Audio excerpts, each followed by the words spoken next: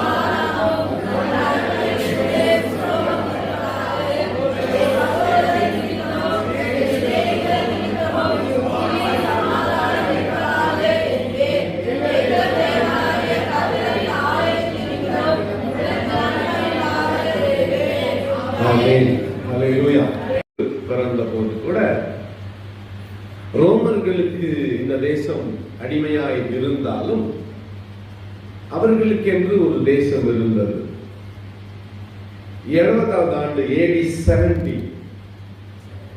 70 எருசலேம் முழுவதுமாக முற்றுகை போடப்பட்டு அதன் மதில் சுவர்கள் இடிக்கப்பட்டு தரைமட்டமாக்கி ஒரு கல்லின் மீது ஒரு கல் இராதபடிக்கான ஒரு நாள் வந்தது. AD 70 கிறிஸ்துவுக்கு பின் 70 அவங்களுடைய கடைசி ராஜ்யம். அதுக்கு பிறகு இஸ்ரவேல் தேசம் இல்ல, எபிரேய பாஷை இல்ல, யூதர்களுக்கு என்று தனி நாடு கிடையாது. வெவ்வேறு தேசங்களிலே அடிமைகளாய் இருந்தார்கள். இரண்டாவது உலக மகா யுத்தம் நடந்தது 1944 45 அது ஒரு முடிவுக்கு வந்தது. இரண்டாவது மகா உலக யுத்தம். அந்த இரண்டாவது செகண்ட் வேர்ல்ட் வார், இரண்டாவது மகா உலக யுத்தத்துல அதனுடைய விளைவு இஸ்ரேல் தேசமாக தனி நாடாக பிரகடனப்படுத்தப்பட்டது.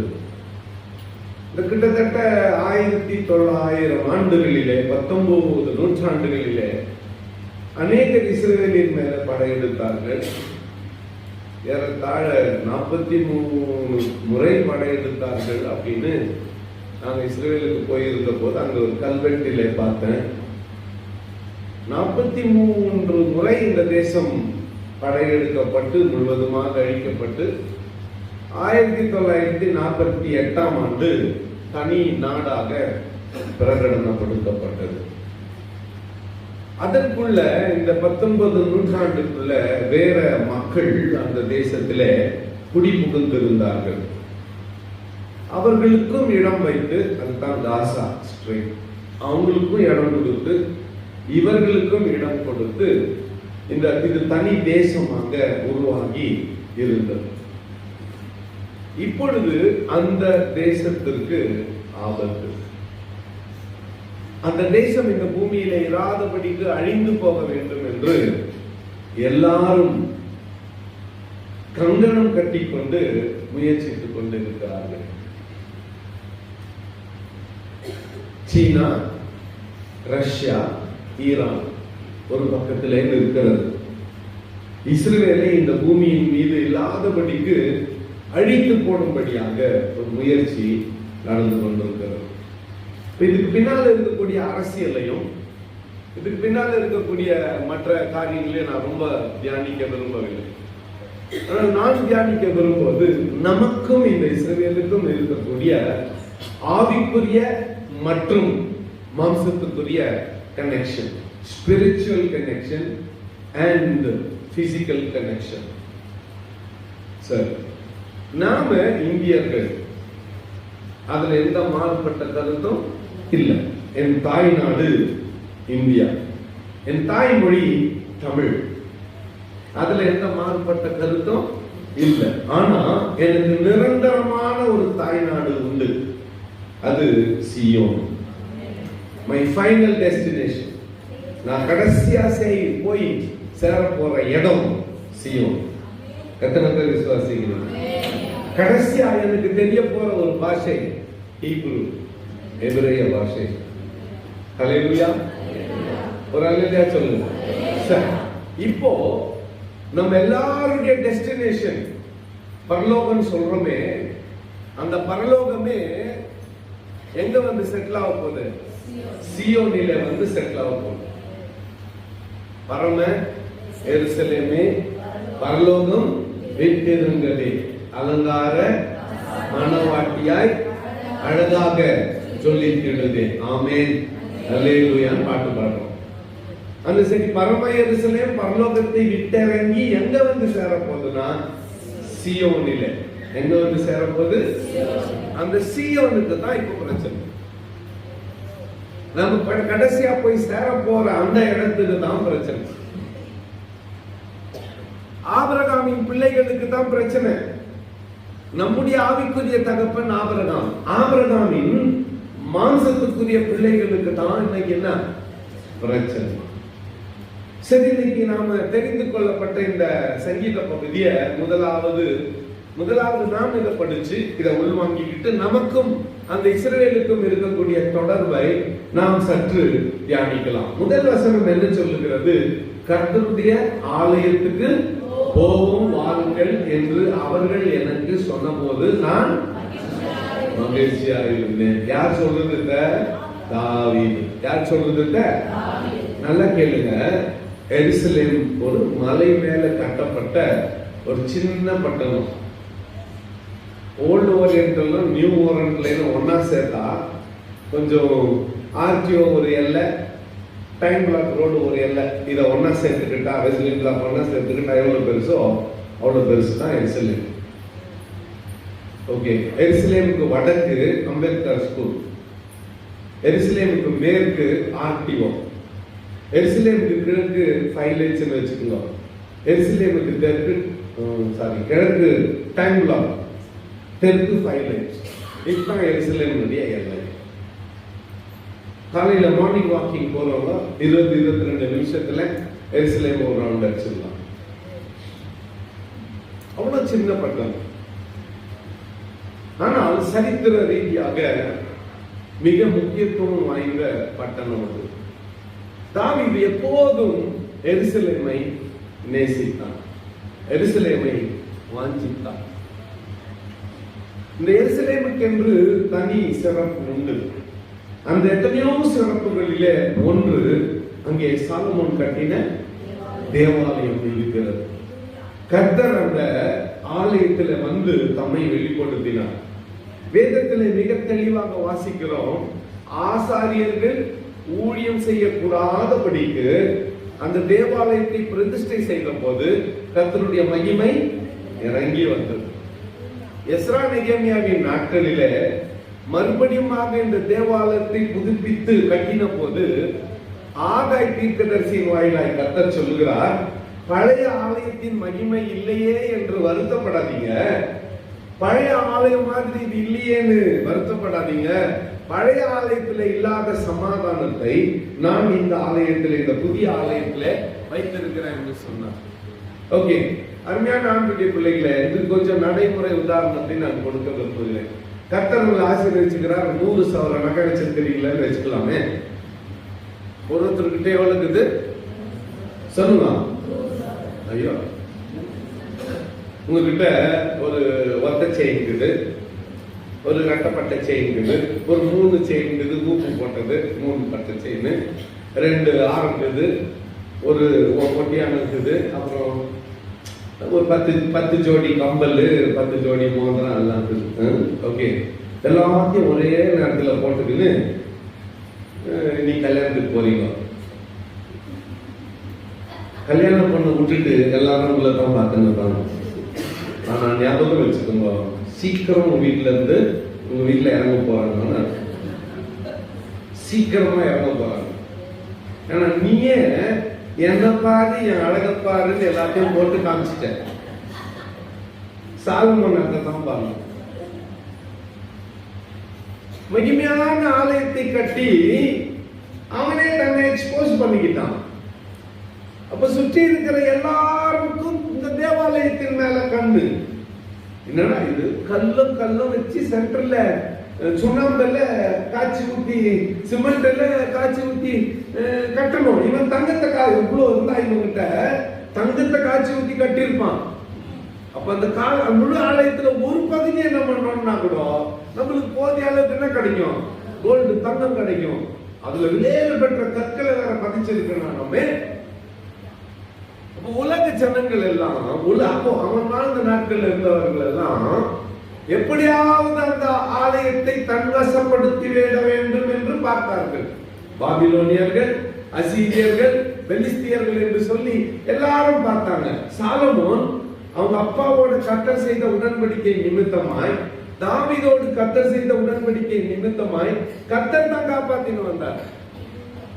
அந்த தேவாலயத்தை ஆண்டவரே காப்பாத்தின்னு வந்தார். சாலமோனின் நாட்கள்ல காப்பாத்தினார். ஆனா அவன் கடைசியா நிறைய பெண்களை கல்யாணம் பண்ணான். அவர்கள் அவனை கொண்டு போய் விக்கிரக ஆராதனையிலே நிறுத்தினார்கள். அதனுடைய விளைவு ஆண்டவர் அவனை வென்று கைவிட்டுட்டார். உன் ராஜ்யபாரத்தை நான் ரெண்டாக பிரிச்சிருவேன். ஆனா உன் வாழ்க்கை வாழ்நாள்ல அது நடக்காது. உன் தகப்பனாகிய தாவீதோடு நான் செய்த உடன்படிக்கை நிமித்தமா உன் நாட்களில் அது சம்பவிக்காமல் உன் பிள்ளைகளின் நாட்களில் அது சம்பவிக்கும்னு சொன்னான். அதனுடைய விளைவு என்ன? பிள்ளைங்க சண்டை போட்டுக்கிறாங்க, ராஜ்யபாரம் பிரிஞ்சிருச்சு. இஸ்ரவேல் யூதான்னு ரெண்டா பிரிஞ்சிருச்சு. இதுக்கு 19 ராஜா, அதுக்கு 20 ராஜான்னு பிரிஞ்சிருச்சு. வீடு ரெண்டா பிரிந்து இருக்கும் போது சத்துருக்கள் வந்து இவர்களை சுலபமாய் மேற்கொண்டார்கள். அப்போ தாவீதால கட்டுக்கோப்பாக சேர்த்து வைக்கப்பட்ட, எல்லை குறிக்கப்பட்ட இந்த ராஜ்யம் துண்டு துண்டாய் பிரிந்து போனது. துண்டு துண்டா பிரிந்து போன உடனே இவங்களால தன்னை காப்பாற்றிக் கொள்ள முடியவில்லை, பாதுகாத்துக் கொள்ள முடியவில்லை. சத்துருக்கள் ஈஸியாக சுலபமாக வந்து சத்துருக்கள் வந்து என்ன பண்ணிட்டாங்க, இவர்களை மேற்கொண்டார்கள், ஜெயித்து விட்டார்கள். இவங்களுக்கு தேசம் இல்லாத போச்சு. அந்த தேவாலயம் இடிக்கப்பட்டுருச்சு, அது தரைமட்டமாயிருச்சு. இப்போ அது மேல மசூதி இருக்கிறது. இன்னைக்கு கரண்ட் டேட்டுக்கு அது மேல மசூதி. அந்த இடம் அவங்க குறிச்சு எங்களுக்குன்னு சொல்லியிருக்கிறாங்க. ஒரு வால் மட்டும் இந்த பக்கம் இருக்குது, ஒரு செவரு. அந்த செவர்கிட்ட போயிட்டு தான் யூதர்கள் முட்டிக்குன்னு என்ன பண்ணுறாங்க, தினந்தோறும் அழுதுருக்கிறாங்க. எங்களுக்கு எங்கள் தேவாலயத்தை தாரும், எங்கள் தேசத்தை எங்களுக்கு திரும்ப தாரும், முழுவதுமாய் தாரும் என்று, மேசியாவை வாரும் என்று அழுது ஜெபித்துக் கொண்டிருக்கிறார்கள். சரி, இப்ப இந்த தேவாலயத்துக்கு போறதுக்கு தாவீது என்ன சொன்னான்னு பாத்தீங்கன்னா, கர்த்தருடைய ஆலயத்துக்கு போவோம் வாருங்கள் என்று அவர்கள் எனக்கு சொன்ன போது நான் மனசாட்சி படி இந்த ஒன்னாவாசனம் எல்லாம் சேர்ந்து படியும்.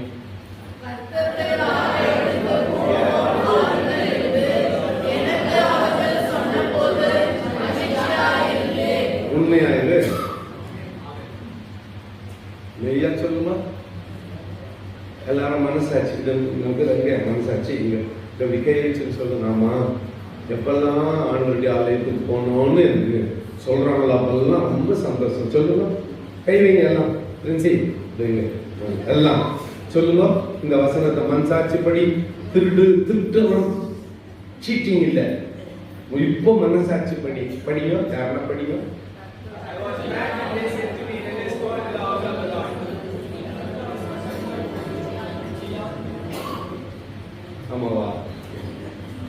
ஆமாவா நேற்று எங்க போயிருந்தீங்க? கர்த்தருடைய ஆலயத்துக்கு போவோம், சனிக்கிழமை சாயந்தரம் மாலை 6:30 மணிக்கு போன ஞாயிற்றுக்கிழமை சொல்லிட்டோமே. பொய்யா சொல்றீங்க. ஆண்டவருடைய ஆலயத்துல வந்து போய் பேசுறீங்க. உண்மையாது? இந்த வசனம் உண்மையா? நீங்க படிச்ச அந்த முதல் வசனம் உண்மையா? கர்த்தருடைய ஆலயத்துக்கு போவோம் வாருங்கள் என்று அவர்கள் எனக்கு சொன்ன போது நான் மன மகிழ்ச்சியா இருந்தேன். உண்மையா? உனக்கு வேற மகிழ்ச்சி வீட்டுல நேற்று சாயந்தரம், வேற எதுல மகிழ்ச்சி? 4 பேர் இல்ல. நான் பைபிள் ஸ்டடி நடத்தினா அதை கேட்கறதுக்கு 200 பாஸ்டர் போய் வராதீங்கன்ட்டாங்க. 200 பாஸ்டர் வந்து படுக்கிறதுக்கு கூட இடம் இல்ல, டாய்லெட்டுக்கு நின்னுக்கிறாங்க, சாப்பாட்டு வருஷம் நிக்கிறாங்க, ஆண்டவருடைய வார்த்தையை கேட்கிறாங்க. உங்களுக்கு அதுல ஆர்வம் இல்லை, உங்களுக்கு அதுல ஆர்வம் இல்லை. இந்த இந்த மாசம் பண்ண 3 நாள் மீட்டிங் நடந்து அட்டன் பண்ண ஒருத்தர் 2 பேர் இருக்காங்க இந்த சர்ச்ல. அவங்களை நிகழ்ச்சி சாட்சி சொல்ல சொன்னா அப்ப தெரியும் உங்களுக்கு ஆண்டவருடைய பிரசன்ஸ் அப்படியே, பரிசுத்த ஆவியானவருடைய சமூகம் அப்படியே just fell like that. Ordination சர்வீஸ்ல சொல்ல முடியாது. ஆண்டவருடைய அழைப்பு அப்படிங்கிற பாடத்தை நான் கடைசி செஷன்ல எடுக்கிறேன். எனக்கு ஆஸ்டர்ல கண்ணில் தார கண்ணீர் வடிவேல் மாதிரி எதனா பண்ணி ஒரு மனுஷரை சிரிக்க வச்சிடலாம். ஆனா உள்ள உடைந்து அடைய வைக்கணும்னா பரிசுத்த ஆவியானவர் மட்டும்தான் முடியும். It's possible only by the holy spirit. ஆவியானவரால மட்டும்தான் அது முடியும். உண்மையா இந்த வசனம் நிக்கிற ஒவ்வொருத்தருடைய வாழ்க்கையில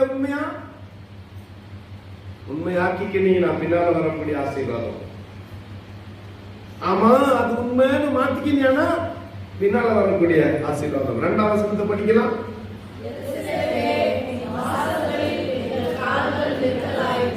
ஓகே, கவனிங்க.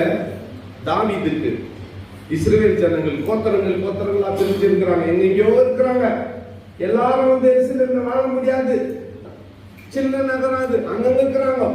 வருஷத்துக்கு 3 முறையாவது குறைஞ்சபட்சம் அத்தனை பேரும் எங்க வரணும் சொல்லுங்க, எங்க வரணும்? எருசலேமுக்கு வரணும். அது அப்படிப்பட்ட நாள். நாளைக்கு ஒண்ணு, டுமாரோ, நாளைக்கு என்ன நாள்? பஸ்கா. நாளைக்கு சாயந்தரம் 6 மணிக்கு. ஓகே, இப்போ இஸ்ரவேலை சுற்றி நடக்கிற யுத்தங்கள் எல்லாம் அவங்க பண்டிகை கொண்டாடி இருக்கிறப்பதான் அவங்களை என்ன பண்ணுவாங்க? தாக்குவாங்க. இந்த 2வது வசனத்தில் தாவீது என்ன சொல்லுகிறான்? எருசலேமின் மேன்மையை சொல்லுகிறான். எருசலேமே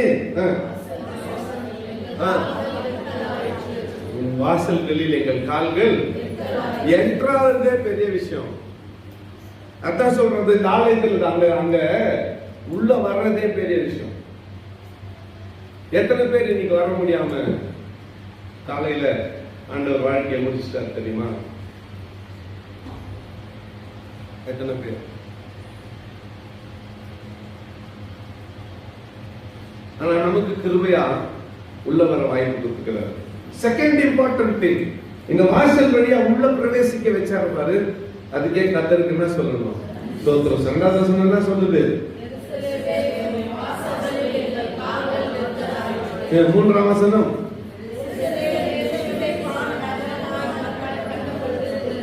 ஓகே, இது இசைவினைப்பாக கட்டப்பட்ட நகரமாய் இருக்கிறது. எருசலேமின் மேன்மையை தாவீது இந்த 2 வசனங்களில் சொல்கிறார். இது இசைவினைப்பாய் கட்டப்பட்ட நகரம். அடுத்த வசனம்,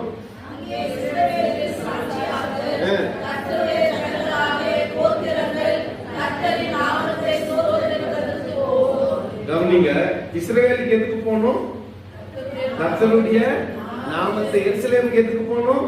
கர்த்தருடைய நாமத்தை சொல்லுங்க.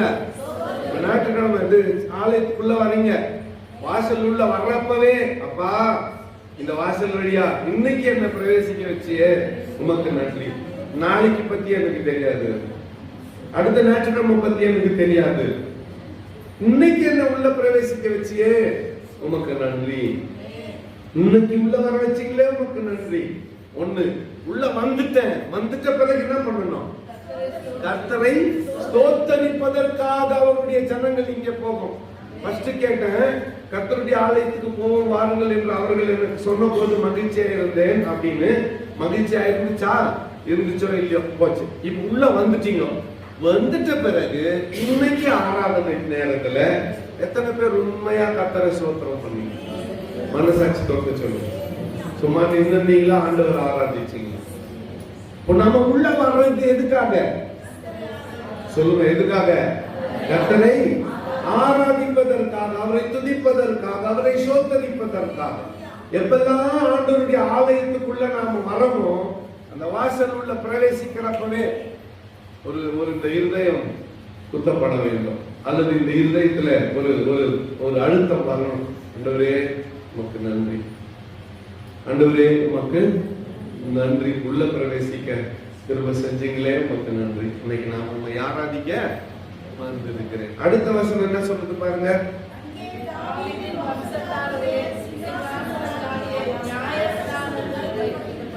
இங்கே தாவீதின் வம்சத்தாருடைய சிங்காசனங்கள் ஆகிய நியாயாசனங்கள் வைக்கப்பட்டிருக்கிறது. கவனிங்க, ஒவ்வொரு சபையிலும், எருசலேமை சபைக்கு ஒப்பிடலாம், ஒவ்வொரு சபையிலும் ஆண்டவருக்கு என்று ஒரு இடம் இருக்கிறது. நான் சிலுவையை காட்டல, சிலுவை நம்ம வணங்குற சின்னம் இல்ல, நான் அதை காட்டல. இங்க கர்த்தருடைய சிங்காசனம் ஒன்று இருக்கிறது, கண்களிலே தெரியாத சிங்காசனம். ஆனா சத்தியமா கர்த்தர் இங்கே இருக்கிறார், அதுதான் உண்மை. இங்கே கர்த்தர், சொல்லுங்க, கர்த்தர் இங்கே, கர்த்தர் இங்கே, அவருடைய சிங்காசனம் இங்கே இருக்கிறது. God has established his throne. அவருடைய சிங்காசனத்தை இங்கே ஆண்டவர் நிலைத்து வைத்து நிலைப்படுத்தி வைத்திருக்கிறார். சோ அவருடைய சிங்காசனம் இந்த அண்ணா, so what இருந்தா என்ன, இருந்தா என்னன்னா அங்க போயிட்டு நீ வேண்டுதல் செய்யலாம், நீ ரிக்வெஸ்ட் பண்ணலாம்.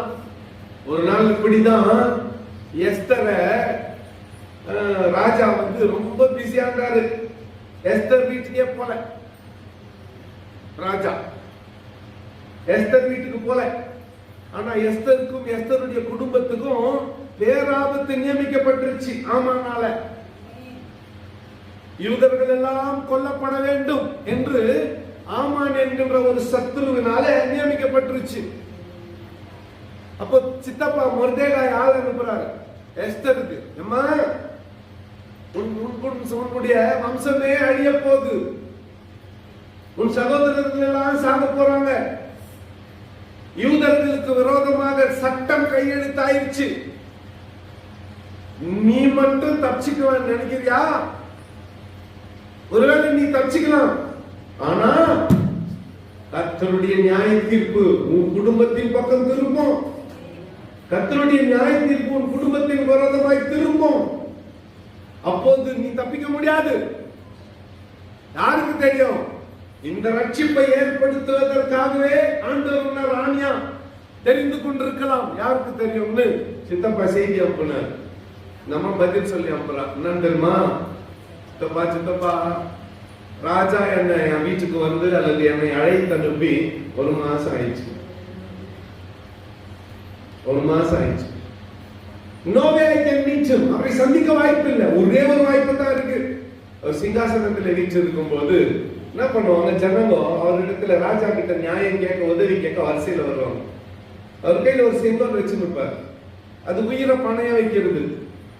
ராஜாவை அவருடைய சிங்காசனத்துல வீற்றிருக்கும் போது அனுமதி இல்லாம போய் சந்திக்கிறது, உயிரை பணைய வைக்கிறது. ஒருவேளை ராஜாவுக்கு மனம் இறங்கி செங்கோலை நீட்டி தொட்டு அப்படின்னா பிரச்சனைய சொல்லலாம். ராஜா கோபமாக்குறாருன்னு வச்சுக்கோங்களேன், செங்கோலை நீட்டினா அப்படியே தூக்கி போய் கழுத்தை வெட்டி போட்டுருவாங்க. அவ்வளவு ஆபத்தான ஒன்று. அப்ப இவ சொல்றா, நான் சட்டத்தை மீறி ராஜாவை சந்திக்க போகிறேன், நான் செத்தாலும் சாகிறேன்னு சொல்லிட்டு போனோம். சரி, அப்புறம் நமக்கு ஸ்டோரி தெரியும். ஆமான் மொர்தேகாய்க்காக ஏற்படுத்தி வைத்திருந்த அந்த மரத்திலே தூக்கிலிடப்பட்டான். இஸ்ரவேலர் எல்லாம் காப்பாற்றப்பட்டார்கள். மிகப்பெரிய ரட்சிப்பை கர்த்தர் எஸ்தர் வாயிலாக கட்டளையிட்டார். எங்கனாக்கா புறஜாதி தேசத்துல. எங்க சொல்லுங்க, எந்த இடத்துல? புறஜாதி தேசத்துல கர்த்தர் மிகப்பெரிய ரட்சிப்பை இந்த யூதர்களுக்கு கட்டளையிட்டார். இப்ப இந்த சிங்காசனத்துக்கு கதைக்கு வரலாம். இங்க உட்கார்ந்துக்கிறது அவர் உட்கார்ந்துக்கிறார். இப்ப நம்ம வரிசையில வந்துட்டோம். அவரு சட்டத்துல ஒரு பாதியை வச்சாரு, ஒரு பாதிய என்ன பண்ணிட்டாருன்னா ஸ்குவாஷ் பண்ணிட்டாரு, ஒரு பாதி இல்லைன்ட்டார். என்ன வர்றது எல்லாருக்கும் செங்கோல்ல நீட்டிடுவார். அவர் செங்கோல்ல நீட்டினா கழுத்தை வெட்டுவாங்கல்ல, அந்த பகுதி இல்ல.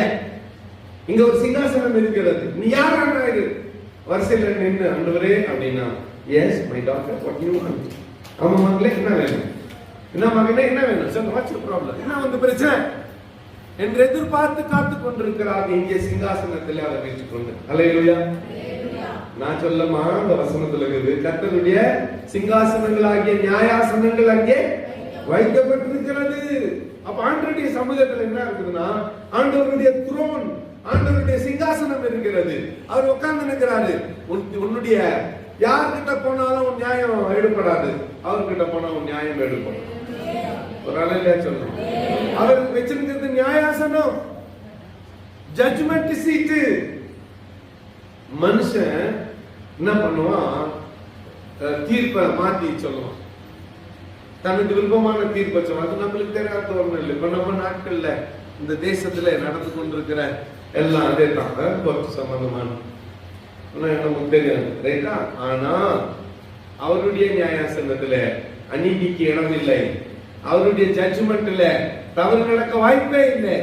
அவர் நீதியாய் நியாயம் விசாரிக்கிறவர். அப்போ உன் பிரச்சனைகளை சொல்றதுக்கு எங்க வரணும்? சொல்லுங்க. ஃபர்ஸ்ட் வாசல் வழியா வர்றப்பவே, அப்பா உயிரோடு இந்த வாசலை கடக்க வச்சுங்களே நன்றின்னு ஃபர்ஸ்ட் சொல்லணும்.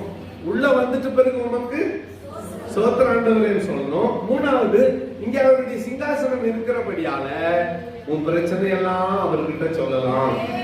ஒரு அல்ல சொல்லுங்க. இப்படிதான் ஒரு அம்மா, அந்த ரெண்டு பொண்டாட்டி குடும்பம், ஒருத்திக்கு குழந்தை இருக்கு, இன்னொருத்திக்கு குழந்தை இல்லை. அப்போ அந்த குழந்தை உடையவள் குழந்தை இல்லாதவங்களை பார்த்து பரியாசம் பண்ண, அந்த குடும்பமே பரியாசம் பண்ணுச்சு. அப்போ அப்படி பரியாசம் பண்றப்ப இவ யார்கிட்ட சொல்றது? நேரா போனா முழங்கால் பண்ணிட்டா, இந்த இதத்தான் இங்க போய் முறையிட்டான் கொடுக்கிறார். அது வேற விஷயம். ஒரு பொதுவான ஜபம் ஒண்ணு பண்ணணும். நீ இந்த சிங்காசனம் இருக்கணும்னா, இந்த தேவாலயம் இங்க இருக்கணும். இந்த தேவாலயம் இருக்கணும்னா இந்த தேசத்துக்கு சமாதானம் வேணும். ஆகவே எதுக்காக ஜபம் பண்ணோம்? எருசலேமின் சொல்லுங்க, சமாதானத்துக்காக வேண்டிக் கொள்ளுங்கள், உன்னை நேசிக்கிறவர்கள். அந்த தான் எனக்கு கொஞ்சம் ரொம்ப நாளா புரியாத போச்சு. எருசலேம் இங்க 6000 மைல் தூரத்துல இருக்குது. அந்த எருசலேமை நான் நேசித்தா நான் இங்க சுகமா இருக்கணும். எப்படி இத புரிஞ்சுக்கிறது? எப்படி இத புரிஞ்சுக்கிறது? எருசலேமின் சமாதானத்தை வேண்டிக் கொள்ளுங்கள், சமாதானத்திற்காக வேண்டிக் கொள்ளுங்கள், உன்னை நேசிக்கிறவர்கள் சுகித்திருப்பார்களாக. எருசலேமை நேசித்தா சுகமா இருக்குமா நம்ம? அப்ப இன்னும் அந்த ஒளிஞ்சிருக்கிறது. கர்த்தருடைய ஆசீர்வாதம், கர்த்தருடைய சமூகம், கர்த்தருடைய பிரசன்னம், கர்த்தருடைய பூரண அன்பு எங்க இருக்கிறது? எருசலேமில். எருசலேமின் சமாதானத்துக்காக வேண்டிக் கொள்ளுங்கள், அந்த எருசலேமை நேசியுங்கள், அப்ப நீங்க சுகமா இருப்பீங்க. அல்லேலூயா. சுகித்திருப்பார்களாக என்ற அந்த வார்த்தையினுடைய அர்த்தம் சரீரத்திலே நல்ல சுகம், சாப்பாட்டுக்கு குறைவில்லை, வஸ்திரத்துக்கு குறைவில்லை, பாலும் தேனும் ஓடுகின்ற தேசத்தினுடைய அனுபவம். ஒரு அல்லேலூயா சொல்லுங்க, சத்தமா ஒரு அல்லேலூயா சொல்லுங்க. எருசலேமின் சமாதானத்துக்காக வேண்டிக் கொள்ளுங்கள், உன்னை நேசிக்கிறவர்கள் சுகித்திருப்பார்களாக. அல்லேலூயா, அல்லேலூயா. ஒரு அல்லேலூயா சொல்லுங்க. அடுத்த வசனத்தை வாசிக்கலாம்.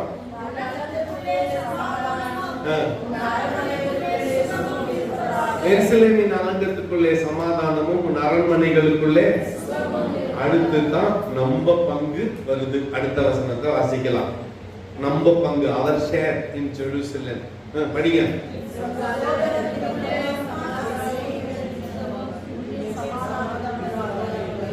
எல்லாம் சேர்ந்து 8ஆம் வசனத்தை வாசிக்கலாம். என் சகோதரர் நிமித்தமும் என் சிநேகிதர் நிமித்தமும் உன்னில் சமாதானம் இருப்பதாக என்பே. கைத்தட்டி ஆண்டவருக்கு. இப்ப நீங்க பிரதர்ஸ், அது நீங்க உட்கார்ந்து ரெண்டு ரிலேஷன்ஷிப் தான் இங்க. ஒண்ணு அண்ணன் தம்பிங்க, இல்லைன்னா ஃப்ரெண்ட்ஸ். இங்க உட்கார்ந்துக்கிறவங்க கூட அக்கா தங்கச்சிங்க, இல்லைன்னா ஃப்ரெண்ட்ஸ். அங்க உட்கார்ந்துக்கிறவங்க கூட இந்த ரெண்டு தான், அண்ணன் தம்பிங்க இல்லைன்னா சொல்லுவா நண்பர்கள். உங்க இந்த சகோதரர்களுக்குள்ளும் நண்பர்களுக்குள்ளும் என்ன கொடுக்கிறாரா? சமாதானம். நம்ம வாலி பிள்ளைங்கெல்லாம் கோச்சன்கிறாங்களாம் என் மேல. நெய்யா அவங்க பைபிள் காலேஜுக்கு என்ன வேலை பண்ணாலும் சர்ச்சுக்கு என்ன வேலை பண்ணாலும் நான் பாராட்டுறதே இல்லையா. எந்த அப்பா பிள்ளைய பார்த்து வெரி குட் மை சன் சொல்றான். டே புள்ளிங்கடா நீங்க, உங்க வேலை இது. நான் இல்லைன்னா மகனுங்களை அப்பதான் கஷ்டப்படுவீங்க. உங்களை கூப்பிட்டு வச்சு முத்தம் கொடுக்கணுமா? கல்யாணம் பண்ணி வைக்கிறேன். அப்போ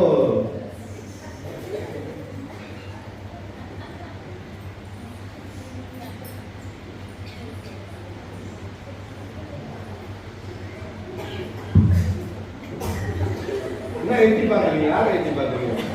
எல்லாம் இன்னும் அதே கேஜி தான்.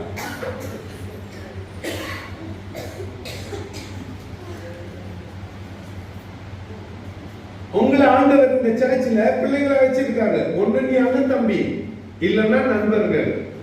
உன்னோட ஊழியம் இது, என் ஊழியம் இல்ல. ஞாபகத்தில் வச்சுக்கோங்க. It is your ministry. ஆண்டவர் மேல இருந்து பார்த்துட்டு தாங்கிறாரு. எப்படா இவனை பிளஸ் பண்ணலாம்னு பார்த்துங்க. உன்னோட ஒரு சின்ன முயற்சி இந்த ஆலயத்துக்காக, ஒரு ஸ்மால் சின்ன முயற்சி ஆண்டவர் என்ன பண்ணுவாரு? ஆசீர்வதிப்பார். நான் ஒரு குறிப்பிட்ட ஒருத்தன் பேரை சொல்றதுனால, ஒரு தம்பி பேரை சொல்றதுனால மற்றதெல்லாம் குறைச்சிக்காதீங்க. அவனுக்கு நிரந்தரமான வேலை கூட இல்லை. நிரந்தரம் யாருக்கும் சொல்லாத வேலையை நான் அவனுக்கு சொன்னா செய்வான். டாய்லெட் கழுவுறான், கழுவும். உன்ன சொன்னா அவர் என்ன டாய்லெட் கழுவ சொல்றாரு, என்ன நினைச்சுங்கிறாரு என்னை பத்தி நீங்க. அது என் தம்பியானாலும் சரி, என் புள்ளானாலும் சரி. ஆனா எனக்கு ஒரு ஆவிக்குரிய புள்ளைய கத்தர் குத்துக்கிறார். அவனை போய் டாய்லெட் கழுவுறான், கழுவுவான். அவன் என்ன பண்ணா, ஒரு 2 மாசத்துக்கு முன்னால பாஸ்டர்ஸ் மீட்டிங் நடக்குது. இதுக்காக பணம் யாரும் கொடுத்து நடத்த சொல்லல, நீங்க உங்களால முடிஞ்ச உதவி பண்ணுங்கன்னா ஒரு நாள் வந்தா என்கிட்ட, ஓகே நான் ஒரு மூட்டை அரிசி வாங்கி கொடுக்குறேன். வேலை செஞ்ச பெட்ரோல் போட்டுக்கிறான், 100 ரூபாய் கொடுத்த கூட என்கிட்ட வாங்க மாட்டான். கட்டாயப்படுத்தி கையில காசு வச்சா கூட அங்க வச்சுட்டு போயிடுவான். இங்கத்தான் உட்காந்துக்கிறான், அங்க வச்சுட்டு போயிடுவான், வாங்க மாட்டான் காசு. என்ன வேலை சொன்னாலும் செய்வான். நான் என்ன வேலை சொன்னாலும் செய்வான். அவன் வந்து ஐயா நான் அங்கிள் நான் ஒரு மூட்டை வாங்கி கொடுக்குறேன் அரிசி. நான் சொன்னா வேண்டாம், நீ கஷ்டத்துல உன் ஃபேமிலி பத்தி எனக்கு தெரியும். அவன் விடவே இல்லை. 10 போனு, அங்கிள் எங்க தெரியும், அங்கிள் எங்க தெரியும், என்னப்பா அங்கிள் எங்க தெரியும். அடுத்த நாள் வந்தான், கவர் கொடுத்தான். அரிசியா 2000 ரூபாய் தான், 3000 ரூபாய் அந்த கவர்ல. இங்கதான் உட்காந்துக்கிறான். Rather I call him my son.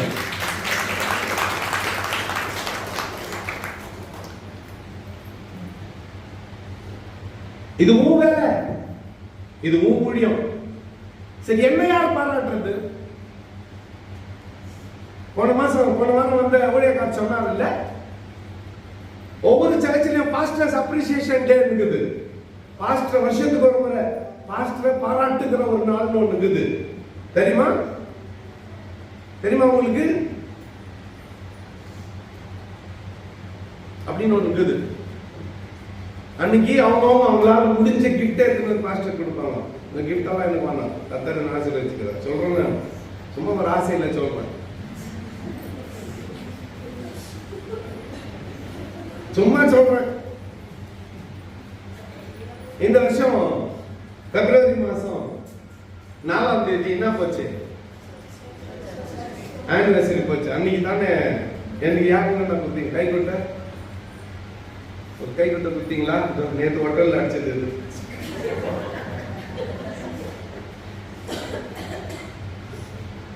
இல்ல கேட்கிறேன், ஒரு வருஷம் ஃபுல்லா உங்களுக்கு ஊழியம் பண்ணனே, எனக்கு என்ன கொடுத்தீங்க?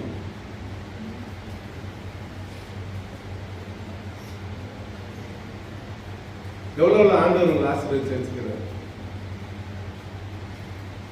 பாஸ்டுக்குன்னா குறைச்சல் கோடி கோடியா கொட்டது, வெளிநாட்டுக்கு அப்படியே கொட்டுதுன்றீங்க, அப்படின்னு நினைச்சுக்கிறீங்க. திட்டம் அப்படியே உங்க வார்த்தையின்படியே எனக்கு ஆக கடவுள். அதுவும் அது சீக்கிரமாயிட்டா நல்லா இருக்கும். யோசிங்க கொஞ்சம். இது நம்முடைய ஊழியம். உன்னை அண்ணன் தம்பியா ஃப்ரெண்டா ஆண்டவர்கிட்ட வச்சுக்கிறாரு. Either your brothers or friends, and this is your ministry. உங்க ஊழியம், உங்க சர்ச், PA சிஸ்டம் உங்களுது, மியூசிக் இன்ஸ்ட்ருமெண்ட்ஸ் உங்களுது, சர்ச் உங்களுது, வேன் கார் உங்களுது, உங்க பயன்பாட்டுக்காக. நீங்க உங்களுது. எனக்காக கொடுக்கிறார், அது வேற விஷயம். இது உங்களுது. யாருக்கு யார் மேலேயும் நாட்டாம பண்ண முடியாது, பண்ணக்கூடாது. நான் தான் எல்லாம் சொல்லக்கூடாது. எல்லாரும் தான் எல்லாங்க. Everyone is important. எல்லாரும் முக்கியம். எல்லாரும் முக்கியங்க. ஞாபகத்தில் வச்சுக்கங்க, எல்லாரும் முக்கியம். அவங்க பங்கு செய்யணும். கொடை கம்பி நம்ம எல்லாரும். அந்த நடு கம்பியா ஆண்டவர். சுத்தி நிக்கிற கம்பி தான் நம்ம எல்லாம். ஒண்ணு ஒன்றா கூட கொடை ஷேப் அவுட் ஆயிடும். புரியுதா நான் சொல்றது? ஒரு கொடை பார்த்துக்கிறீங்களா? கொடை கூட பார்த்தது இல்லையா? கொடை கூட பார்த்தது இல்ல? வா, அங்க ஏசி கிட்ட கொடை தொங்கி எத்தனா ஓடு கிளியன் ரூம் கிட்ட தொங்கி எத்தனா. ஓகே, அந்த மெயின் கம்பிக்கு இது பாரு, அது ஆண்டவர். இந்த சைடுல இருக்குது பாரு கம்பி, அதெல்லாம் நம்ம எல்லாரும் பாஸ்டர் இல்ல, பாஸ்டர் புள்ளிங்க இல்ல, பாஸ்டர் பொண்டாட்டி இல்ல, இங்க யாரும் முக்கியம் இல்ல. நானே முக்கியம் இல்ல. அப்புறம் வேற யாரும் முக்கியம்? வேற யாருக்கு முக்கியமா இருப்பாங்க? எல்லாரும் சரிசமம். அத்தனை பேரும் இங்க யாரும் நாட்டமும் பண்றதுக்கு இல்ல. எல்லாரும் சரிசமம். பிரிச்சு கொடு.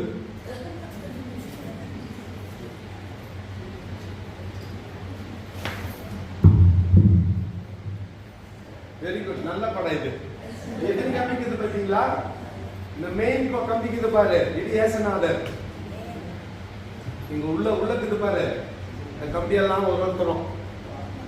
இதுல ஒண்ணு உடஞ்சிச்சுன்னு நினைச்சுக்கோ, கொடையினுடைய ஷேப் போயிடும். மூஞ்சி நல்லா இருக்காது. பக்கத்து சர்ச்சுக்காரர் பார்த்து பரியாசம் பண்ணுவாங்க. அந்த சர்ச்சுக்கு நடந்த கெட்டிய பாருங்க. ஒரு கம்பி உடைஞ்சா கூட, ஒன்னே ஒண்ணு உடைஞ்சா கூட சர்ச்சு ஷேப் அவுட் ஆயிடும். நிர்விசாரணை சர்ச்சுக்குள்ள நம்மளுக்கு என்ன பண்ணி இந்த நிலைக்கு நிக்கிற நிலைமை. அதான் சொல்லிட்டேனே, இங்க யாரும் நாட்டாம இல்லைன்னு. அப்படி யாருன்னா நானும், என் மனைவியோ, என் பிள்ளைங்களோ உங்களை காயப்படுத்தீங்கன்னா மன்னிச்சுக்கோங்க. நான் சத்தியமா நாட்டாம பண்ணல. என் அதிகாரத்தை நான் பயன்படுத்த நினைத்ததே கிடையாது. நான் தான் அத்தாரிட்டி, வேற யாரும் இல்ல. நானே பயன்படுத்தின, நானே அரவணைச்சு போவேன்னு நினைக்கிறேன். நீ அண்ணன் தம்பி ஞாபகத்தில் வச்சுக்கோ. இந்த சர்ச்ல நீ நண்பன், either a friend or a brother. இந்த சர்ச்ல அப்படித்தானே சொல்லுது. நீங்க என்ன இருக்கணும்? எப்படி இருக்கணும்? சொல்லுங்க, எப்படி இருக்கணும்? நீங்க செட்டில் பண்ணிக்கணும். அப்படி அதனால தான் இன்னைக்கு ஒப்புரம் ஆயிடுது. நான் எதனா பண்ணி தான் என்கிட்ட நான் ready to wash your hands. கால கழுவுக்கு தயாராக நான் சரி பண்ணுவேன். என்கிட்ட வாங்க, நான் தப்பு பண்ணிட்டேன். அதான் அந்த பகுதி சொல்லுது, எருசலேமின் சமாதானத்துக்காக வேண்டிக் கொள்ளுங்கள், உன்னை நேசிக்கிறவர்கள் சுகித்திருப்பார்களாக சொல்லிட்டு கடைசியா இந்த இடத்துல உன் அலங்கத்திற்குள்ளே சமாதானம், உன் அரண்மனைகளுக்குள்ளே சுகமும் இருப்பதாக என் சகோதரர் நிமித்தமும் என் சிநேகிதர் நிமித்தமும் உன்னில் சமாதானம் இருப்பதாக என்பேன். என்னதாக தான் நினைச்சுக்கோ. நான் சொல்றேன், இப்போ என் சகோதரர் நிமித்தமும் என் சிநேகிதர் நிமித்தமும் இந்த சபைக்குள்ளே என்ன இருக்கணும்? இதுதான் என்னுடைய ஜெபம். ஒரு அல்லேலூயா சொல்லுங்க. கடைசி வசனத்தை எல்லாம் சேர்ந்து வாசிக்கலாம்.